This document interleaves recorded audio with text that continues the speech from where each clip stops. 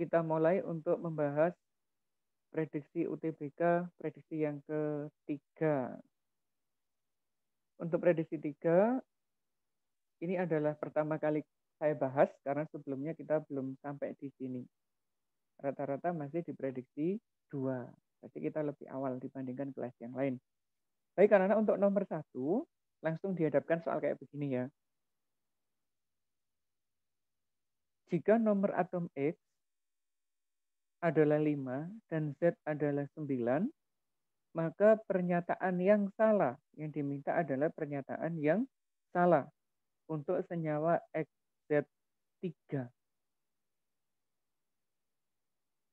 Kira-kira gimana cara mencari jawabannya seperti ini? Nah, cara membahasnya sederhana untuk nomor 1. Berarti kita masukkan dulu ada unsur X, ada unsur Z. Ini nomornya tadi 5, ini nomornya 9. Kalau dikonfigurasi, ini 1S2, 2S2, 2P1. Ini 1S2, 2S2, 2P5. Dia punya valensi 3, dia punya valensi 7.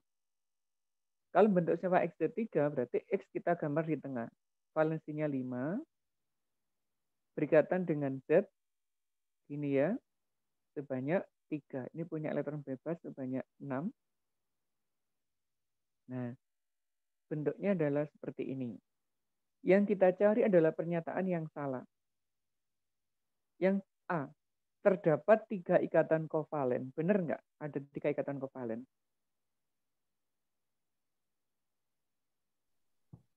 Ini adalah ikatan kovalen pertama. Ini adalah ikatan kovalen kedua. Ini ikatan kovalen ketiga. Berarti terdapat 3 ikatan kovalen. Berarti pernyataan yang pertama itu benar. Yang B, tidak terdapat pasangan elektron bebas. Nah, ini ada. Ini ada pasangan elektron bebas. Yaitu ada 1 pasang. Berarti pernyataan yang salah adalah yang B. Yang C, bentuk molekulnya adalah segitiga datar. Benar enggak ini bentuk molekulnya segitiga datar? Ternyata juga salah. Karena untuk menentukan bentuk, kita tahu ini dulu. Yang disebut sebagai bilangan koordinasi. Disingkat dengan BK, kelas 10 dulu ya. Didapatkan dari pasangan elektron bebas ditambah dengan pasangan elektron ikatan.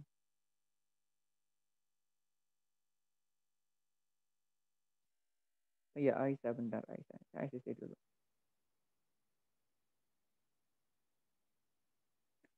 Terus, pasangan elektron bebasnya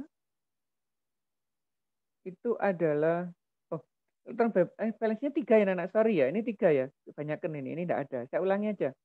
Saya salah. Ini 3 valensinya X, valensinya cuma 3. Tadi kok jadi 5? Dari mana yang 3? Ini ada Z, ini ada Z, ini ada Z. Nah, ini kita buat begini. Salah tadi, saya buat struktur Lewis-nya. Valensinya tidak 5, tapi 3. Nah, kalau kita lihat, ini ada ikatan kovalen sebanyak 3 pasang. 1, 2, 3. Berarti ada ada ikatan kovalen, benar. Tidak terdapat pasangan elektron bebas. Nah, sekarang kalau kita lihat, di sekitar atom X, ini semuanya berikatan.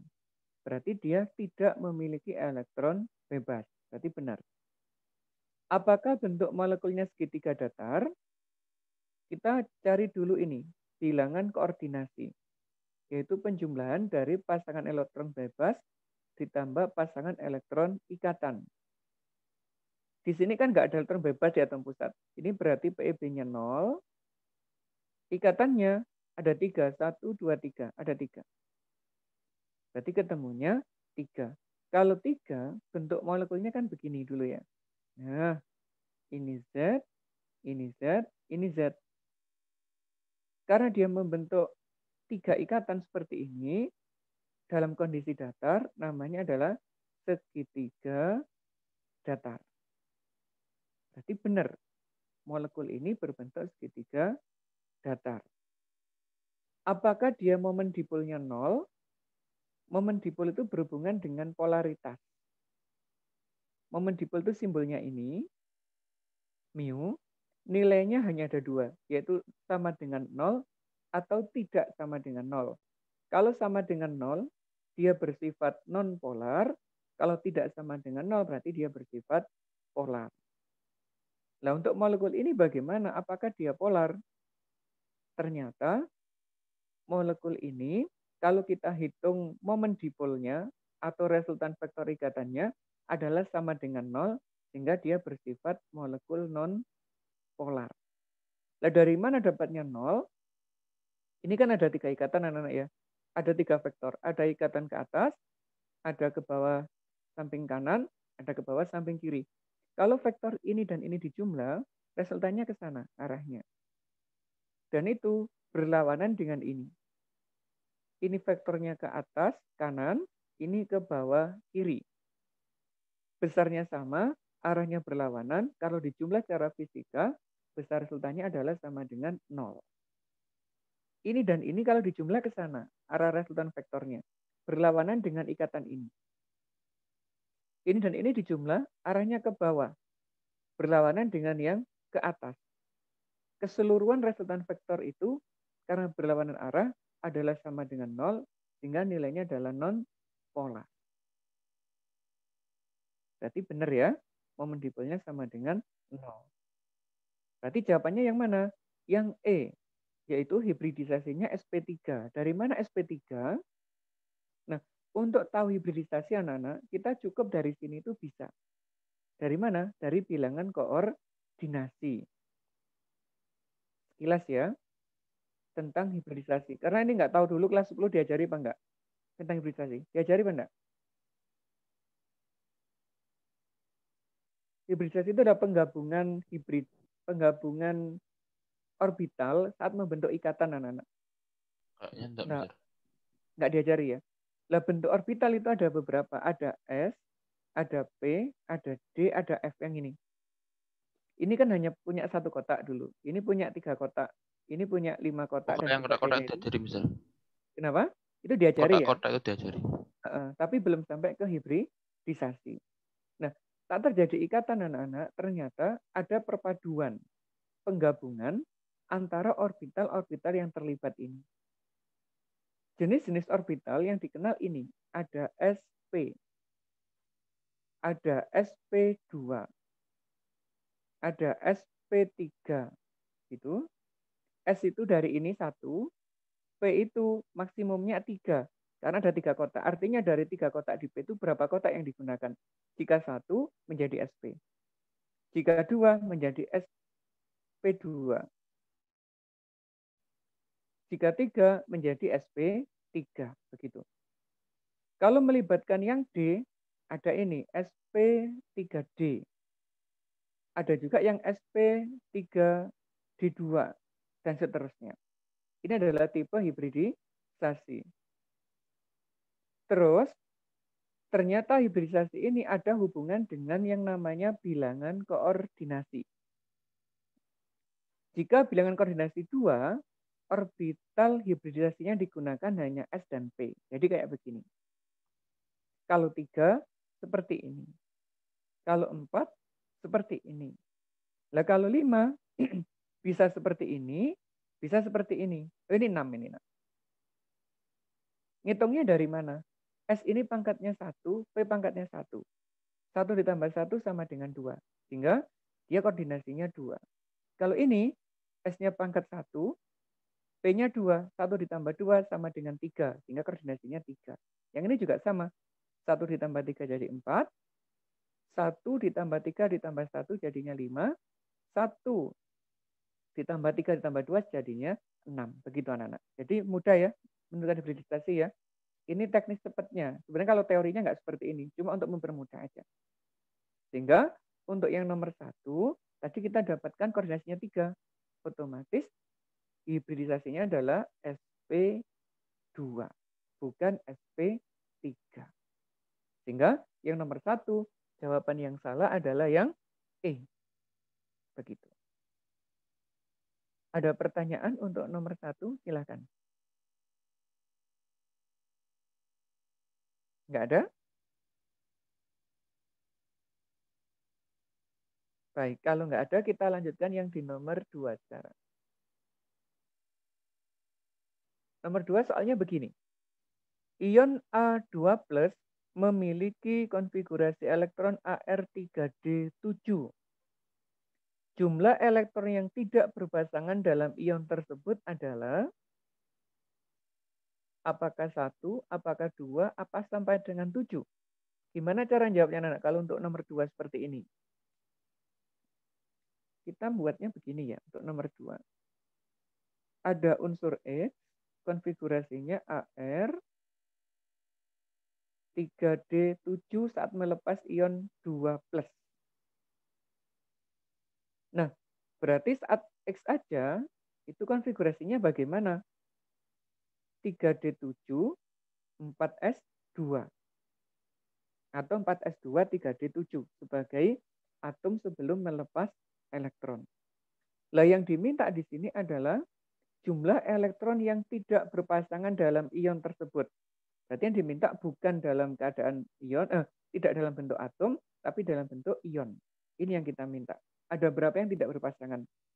Kita tinggal gambar aja. Untuk D, dia punya 5 orbital. 1, 2, 3, 4, 5. Ini ya. Ada 5 orbital. Orbital 0, min 1, min 2, plus 1, plus 2. Terus kita masukkan elektron yang 7 ini ke dalam kotak itu.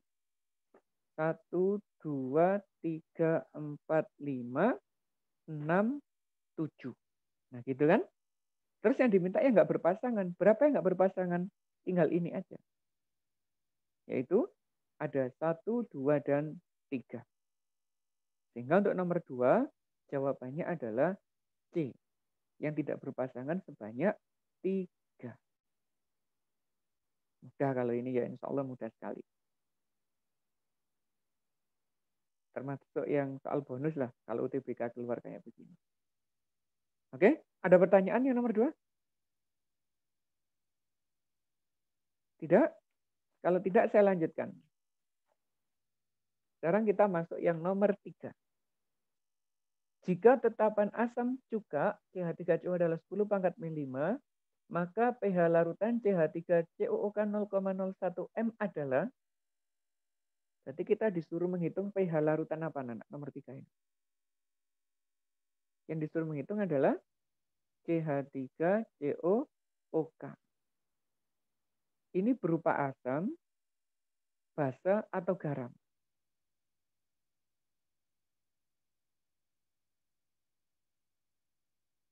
Ayo, asam, basa, atau garam? CH3COOK itu. Garam. Apa, Mbak? Garam. Garam. Dapatnya dari mana? Taunya garam. CH3COO sama kan. Ini bermuatan negatif, ini bermuatan positif. Jadi kalau ini diionisasi membentuk ini CH3COO- ditambah dengan K+. Jika menghasilkan anion asam dan kation basa, berarti dia termasuk jenis garam. Kalau disuruh menghitung pH garam, berarti masuk bab apa? Asam basaka, buffer, atau hidrolisis?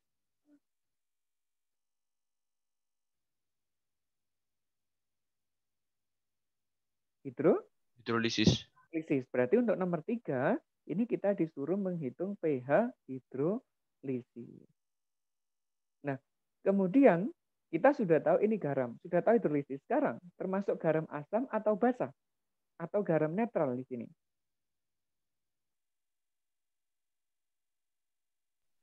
Garam basa, Mister.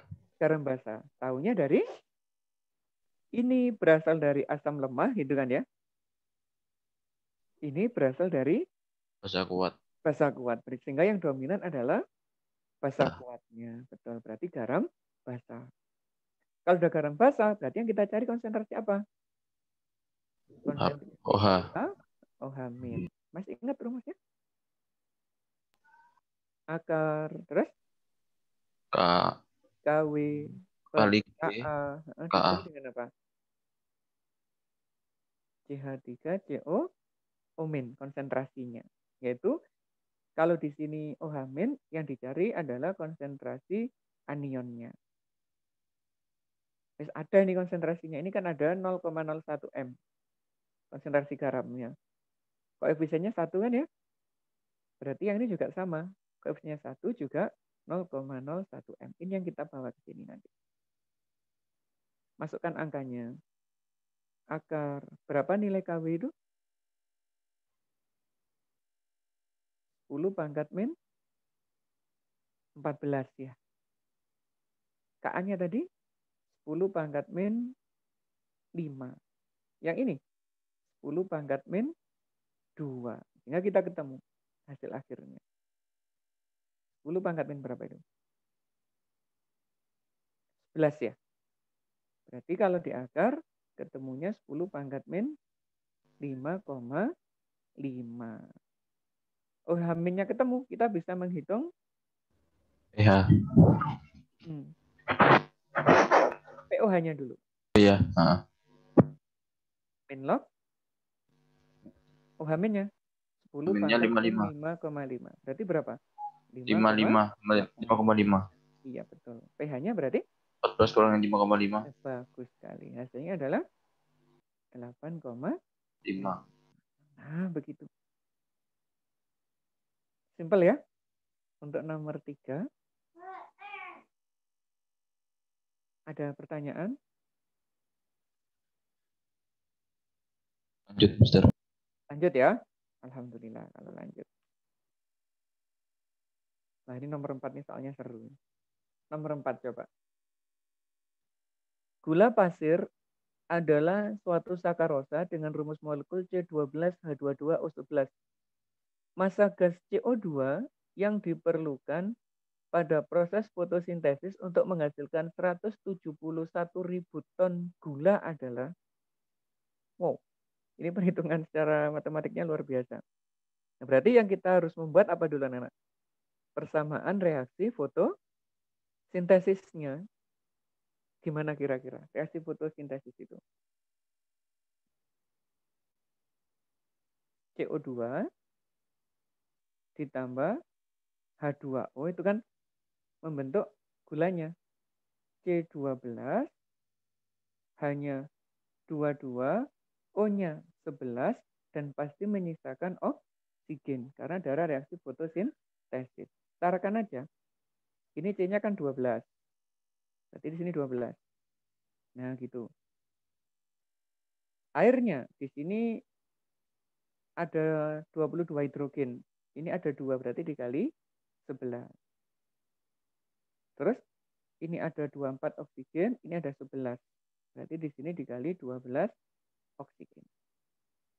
Nah, pertanyaannya adalah jika gula yang dihasilkan adalah 171.000 ton. CO2-nya ini berapa yang diperlukan? Berapa ya kira-kira? Apakah kita langsung bisa menghitung ini koefisiennya 1, ini 12. 12 kalinya gitu? Boleh enggak? Jawabnya begitu. Boleh enggak?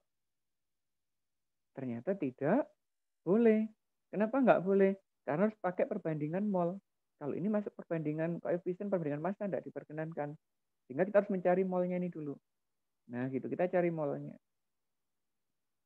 Massanya 171.000, tetap dalam mol ton nanti satuannya, dibagi dengan MR-nya dia. MR-nya ini. Berapa anak? C-nya 12, berarti 12 kali 12. 144. Ditambah hidrogennya 22, ditambah oksigennya 16 kali 11. 16 kali 11 itu berapa? 176. 176. Kalau dijumlah ketemu berapa ini keseluruhan? 176 ditambah 144 ditambah 22. 342. 342. Berarti di sini ketemunya 171.000 dibagi 342, satuannya adalah mol ton. Itu ya, jadi molton gitu ya, nggak apa-apa, kita buat begini. Lah ini berapanya? 500, Mister. Ini kan setengahnya ya, berarti adalah sama dengan 500 mol ton, kan begitu ya? Itu untuk molnya sukrosa. Lah sekarang yang dimintakan CO2. Nah ini molnya berapa kali berarti? Nah kita bisa menghitung. Kalau koefisiennya 1, molnya 500. Kalau 12,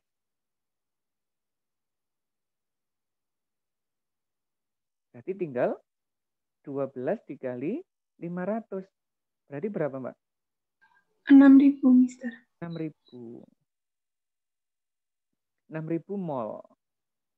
Kalau ditanyakan masanya CO2, berarti mol dikali dengan MR-nya. 6.000 dikali MR-nya CO2 itu berapa? 44. Berapa berarti itu? 44 kali 264.000 ton. Nah, begitu caranya. Gampang ya? Apa yang bedakan dengan soal-soal sebelumnya? Kalau sebelumnya angkanya kecil-kecil. Kalau ini angkanya besar gitu. Sama aja prinsipnya. Yang penting kita bisa mencari mol salah satu zat, kita bisa mencari mol zat yang lain. Terus dihubungkan dengan konsep mol. Ada pertanyaan untuk nomor 4? Silakan. Mister, itu reviewnya belum di HCC. Review ya? Iya, soalnya barusan keluar. Oh, maaf. Soalnya nggak tak tampilkan zoom-nya. Saya nampilkan layar PDF. Sudah ya, udah masuk ya? Alhamdulillah, baik. Nah, sekarang kalau sudah nomor 4, kita bisa lanjut nomor 5 ya. Kalau pagi ini gelepotan bahasa nih Mas Yan. Nggak apa-apa. Untuk nomor 5 soalnya bagus sekali anak-anak. Ini cuma jebakan bagi kita. Kalau kita sudah paham konsepnya, tanpa menghitung ketemu. Perhatikan reaksi termokimia itu. Yang ditanyakan adalah energi ikatan Bn pada senyawa H3N BCl3. Berapa nilainya? Ini sederhana soal kayak gini. Saya coba jawab ya. Cara jawabnya gini, ini ada NH3 ditambah BCl3 membentuk H3N BCl3. Dan entalpinya ketahuan, di situ besarnya adalah minus 389 kilojoule. Lah yang ditanyakan adalah berapa ikatan N dan B? Ayo, tanpa menghitung pun, tanpa pakai proses termokimia, ketemu jawabannya. Berapa, Nana?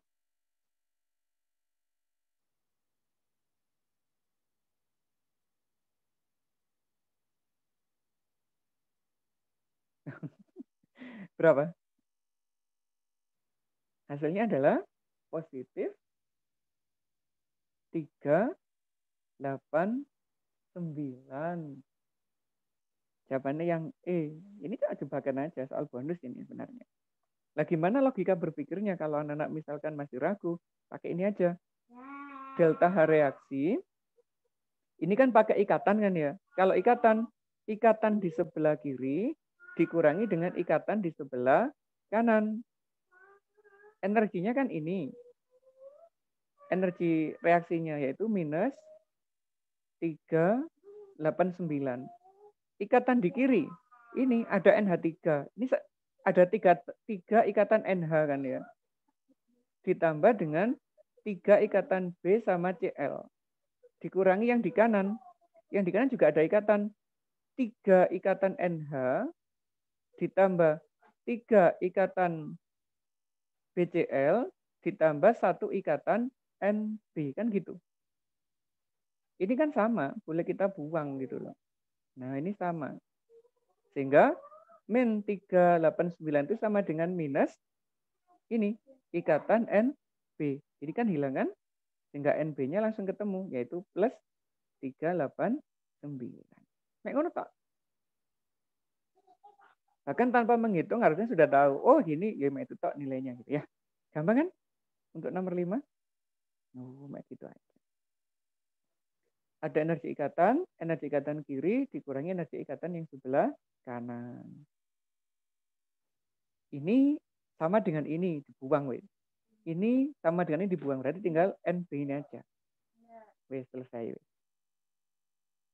Lanjut ya, nomor 6 ya. Nomor 5 terlalu sederhana. Nomor 6. Apa soalnya nomor 6 ini? Panjang soalnya. Reaksi kesetimbangan 2H2S membentuk 2H2 dan S memiliki Kc 10 pangkat min 4 pada suhu 450. Bila pada kondisi timbangan pada tertutup bervolume 10 liter, masih ada lanjutan nih soalnya. Mana tadi? Banteran ya. Terus ditemukan 0,2 mol H2, 0,1 mol S2, maka jumlah H2S. Oh, yang ditanyakan adalah molnya H2S. Berarti mudah cara jawabnya. Kesetimbangannya ini. 2H2S, 2H2 ditambah S2. K-nya 10 pangkat min 4. Ini soalnya. Saat setimbang, udah kondisi akhirnya ya, ini ada 0,2 mol. Ini ada 0,1 mol. Dan volume sistemnya adalah 10 liter. Ini berapa mol? Nah, gitu aja ditanyakan. Kalau dadakannya kan enak ya. K, konsentrasi yang kanan berarti H2 kuadrat ini. S2 dibagi dengan H2S pangkat 2. Masukkan K-nya. 10 pangkat min 4. H2-nya ini 0,2, volumenya 10. Nah, gini tulisnya. Berarti 0,2 per 10. Yang di sini 0,1 per 10. Kalau yang di sini kita kan nggak tahu. Ini kita bisa simpulkan dengan X. Berarti X per 10 pangkat 2. Ini kan hilang anak-anak ya. Nah, gitu. Sehingga 10 pangkat min 4 itu sama dengan 0,2 dikali 0,2. Terus ini 0,1 per 10 gitu. Nanti kita sederhanakan. Dibagi X pangkat 2. Terus kalau kita buat perkaliannya, ini 10 pangkat min 4. Ini 4 kali 10 pangkat min 2. 10 pangkat min 1 masih dibagi 10 X kuadrat gini ya.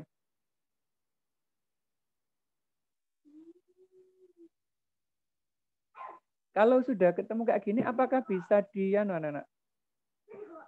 Ini dinaikkan gitu kan boleh ya.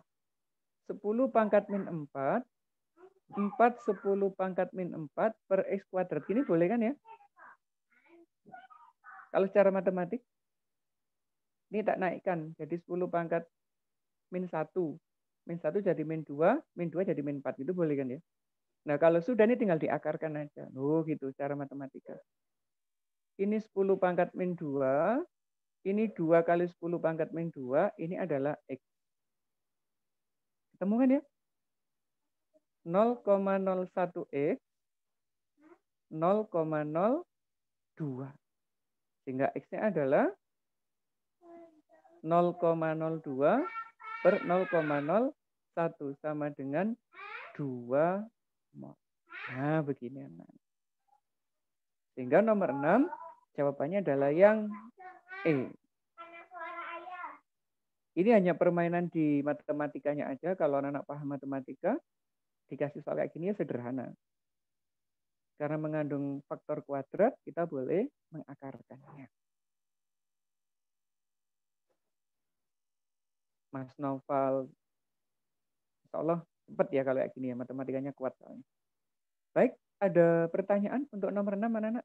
Kalau ada silakan.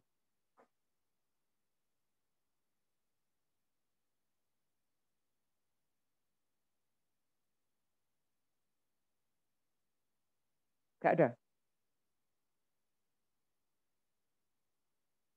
Alhamdulillah kalau nggak ada. Satu soal satu halaman, keren ini ya. Selanjutnya, nah ini belum diajari, mungkin kalau di kimia memang nggak ada, kalau di fisika semoga udah diajari. Yaitu berhubungan dengan zat radioaktif. Di fisika sudah? Belum ya? Belum. Jika partikel radioisotop X92238 ditembak dengan satu partikel alfa, maka diperoleh 94239Y dan akan memancarkan sinar apa? Gitu.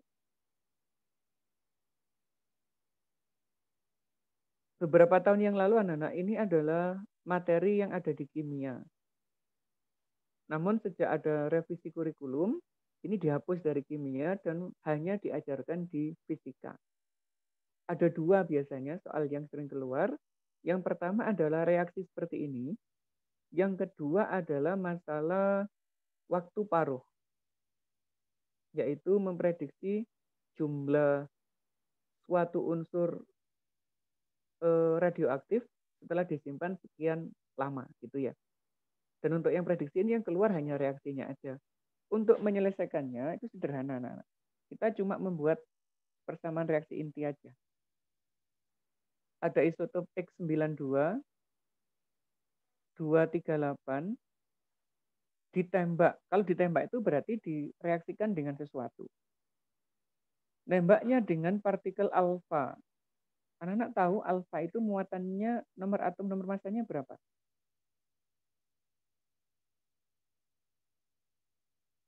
Ini 2, ini 4.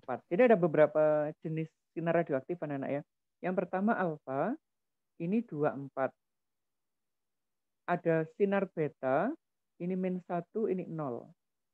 Ada sinar gamma, ini 0, ini 0. Ada positif elektron atau yang dikenal dengan positron, itu simbolnya begini, atau disimbolkan dengan ini.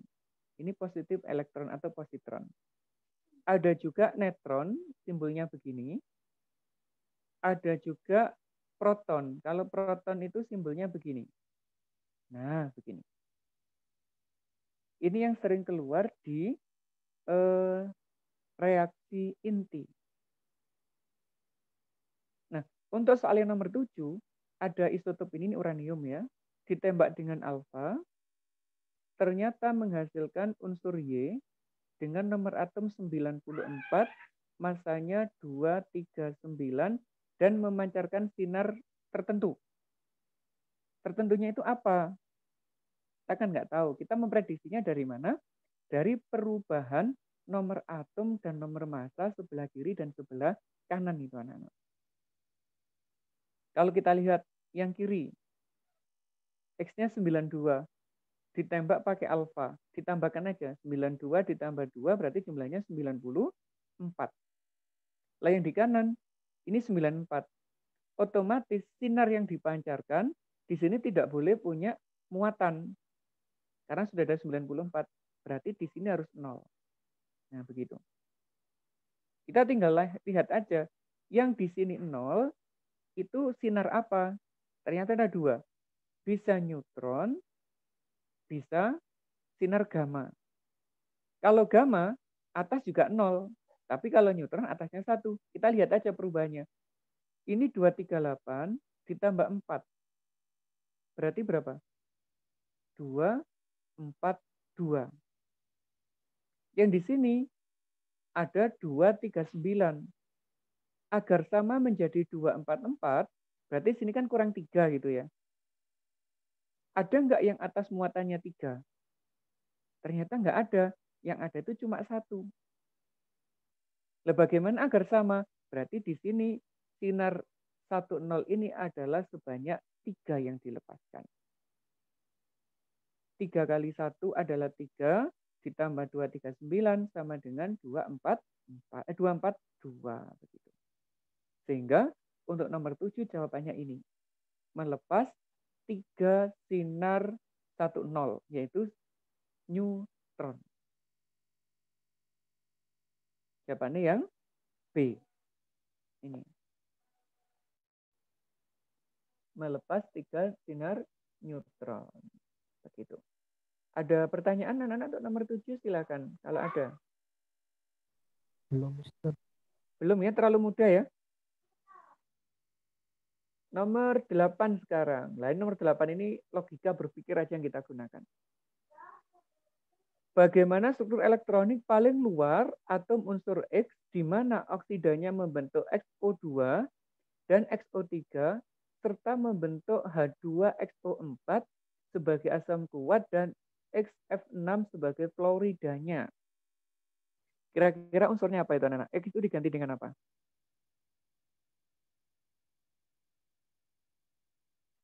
Yang membentuk asam kuat itu adalah cara menjawab terkuatnya, yaitu H2XO4.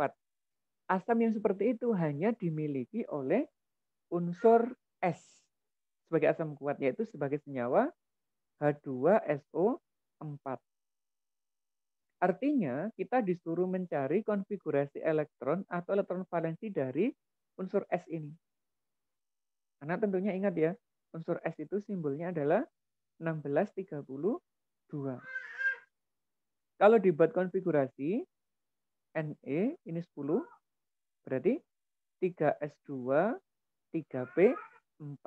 Ini adalah elektron valensinya. Yang diminta itu ini. 3S2, 3P4 atau S2P4. Ini. Berarti jawabannya yang C. Gampang kan ya? Itu yang nomor 8. Sekarang yang nomor 9. Di bawah ini reaksi yang tidak menghasilkan CO2. Berarti yang tidak ada CO2. Sekarang yang A, pembakaran metana. Kita buat aja anak persamaan reaksinya. Metana rumusnya adalah CH4. Kalau ketemu dengan oksigen, ini senyawa hidrokarbon, senyawa organik, hasilnya pasti CO2 dan H2O. Ada CO2-nya. Berarti yang A nggak mungkin. Yang B, fermentasi gula. Gula itu C6, H12O6. Kalau difermentasi itu berubah jadi alkohol. C2, H5OH. Pasti ini disertai dengan gas CO2 yang sifatnya panas itu. Berarti yang B juga menghasilkan. Yang C, oksidasi etanol. Etanol itu rumusnya adalah CH3CH2OH. Kalau dioksidasi menghasilkan asam etanoat, ini adalah oksidasi golongan alkohol yang tidak disertai dengan pelepasan gas CO2. Berarti ini tidak ada. Nah, tidak menghasilkan gas CO2. Kalau yang D, reaksi antara asam etanoat dengan kalsium karbonat CaCO3. Nah, ini ada. Karena terjadi pertukaran ion aja ya. CH3COO ini 2 kali, Ca ditambah dengan CO2 dan H2O. Reaksinya begitu. Karena ini Ca golongan 2, ketemu ini butuh 2. Terus 2H ketemu CO3 menjadi H2CO3 yang berubah menjadi H2O dan CO2. Gitu, anak-anak. Kalau yang E pembakaran alkohol, C2 H5OH kalau dibakar dengan oksigen, pasti hasilnya juga CO2 dan H2O. Ada ini, ada ini, ada ini. Berarti yang tidak menghasilkan adalah saat oksidasi alkohol. Gitu. Siap ya? Lanjut ya. Karena mudah sekali nomor 9. Nomor 10, alhamdulillah. Ini soal terakhir soal yang kita bahas hari ini. Berikut ini adalah senyawa asam amino yang tidak optik aktif. Anak harus ingat istilah itu ya. Optik aktif itu apa? Sempat kita bicarakan waktu kita membahas golongan alkohol di semester 1 dulu. Yang disebut senyawa memiliki sifat optik aktif itu adalah saat memiliki C chiral. Apa C chiral? Yaitu atom C yang mengikat 4 gugus lain. Dan semuanya berbeda. 4 gugus berlainan. Kalau diminta asam amino, berarti syaratnya harus ada ini anak-anak. Ada C, ada COOH, ada NH2, ada H, di sini ada gugus samping. Nah, ini gugus sampingnya terserah. Yang penting kalau asam amino itu harus ada ini. Ada gugus asam, ada gugus basa, ada atom H. Yang ininya terserah. Nah, kita coba yang struktur 1 yang A dulu ya. Yang A kan ada ini. HO, CH2, CH2, CHNH2, CO2, COH. Ada di mana itu gambarnya? Tutup. Gambarnya adalah dari sini anak-anak. Yang ada COH-nya. Berarti kalau digambar, untuk option yang A itu ada C, terus ada NH2, ada H, di sini ada COOH, dan yang rantai panjang sisanya di sini. Ada CH2, ada CH2OH. Nah, ini gambarnya.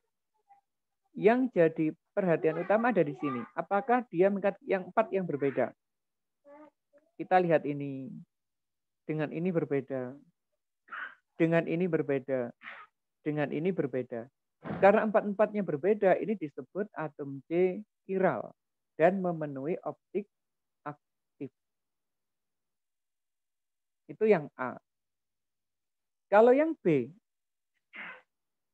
di sini ya, kita gambarnya ya, di CHNH2 ini ya.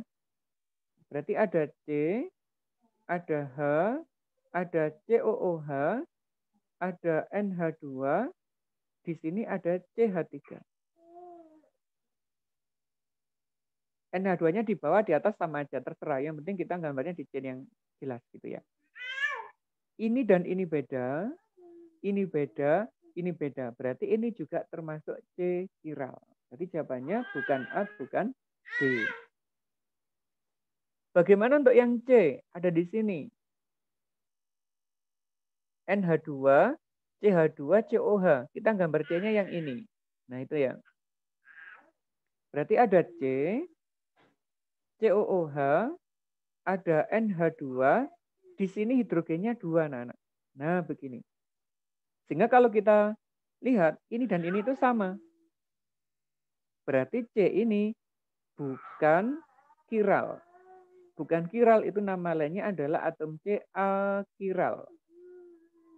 Kalau dia memiliki atom achiral atau tidak chiral, berarti dia tidak memiliki sifat optik aktif. Sehingga nomor 10 jawabannya adalah yang C. Begitu. Apakah ada pertanyaan untuk nomor 10? Ini materinya di kelas belum kita bahas. Bahasnya ini waktu di bagian protein. Kalau dalam bahas protein, insya Allah kita paham. Ada istilah Zwitter ion, ada istilah optik aktif, dan sebagainya. Baik, untuk coret-coretan, habis ini saya kirimkan ke salah satu anak, saya fotokan. Terus bisa digunakan sebagai referensi belajarnya anak-anak.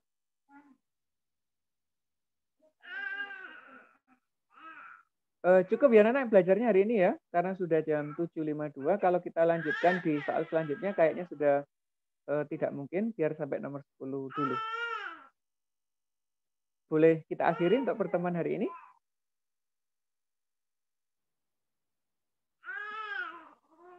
Baik, terima kasih atas kehadirannya. Alhamdulillah kita sudah mendapatkan 10 soal untuk hari ini. Tetap jaga kesehatannya. Semoga kita bisa ketemu di hari Kamis. Assalamualaikum warahmatullahi wabarakatuh. Waalaikumsalam warahmatullahi wabarakatuh. Terima kasih, Mister. Waalaikumsalam. Mister.